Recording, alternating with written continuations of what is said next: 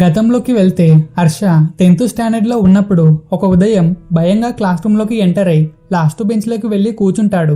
Class రూమ్లో అందరు students యాక్టివ్గా ఉన్నా సరే హర్ష మాత్రం భయపడుతూ ఉంటాడు. కాసేపటికి హర్ష ఫ్రెండ్ వంశీ వచ్చి తనతో పాటు కూర్చొని తను భయంగా ఉండడానికి కారణం ఏమిటని అడుగుతాడు. అప్పుడు హర్ష కారణం చెప్పగానే వంశీ కూడా భయపడతాడు. నువ్వెందుకు భయపడుతున్నావు అని హర్ష అడిగితే అప్పుడు వంశీ నేను స్కూల్కి రాలేదని నాకు ఈ విషయం తెలీదని చెప్తాడు.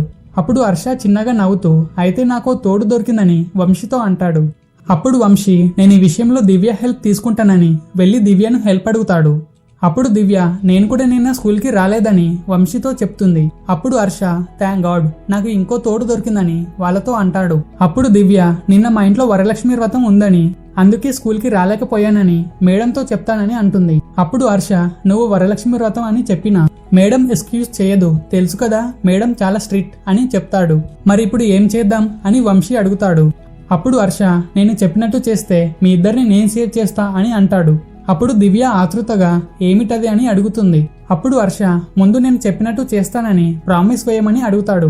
అప్పుడు వంశీ వెంటనే ప్రామిస్ అని హర్ష చేతిలో చేయి వేస్తాడు. కానీ దివ్య మాత్రం వారిద్దరిని అనుమానంగా చూస్తూ సరే ప్రామిస్ అని అంటుంది.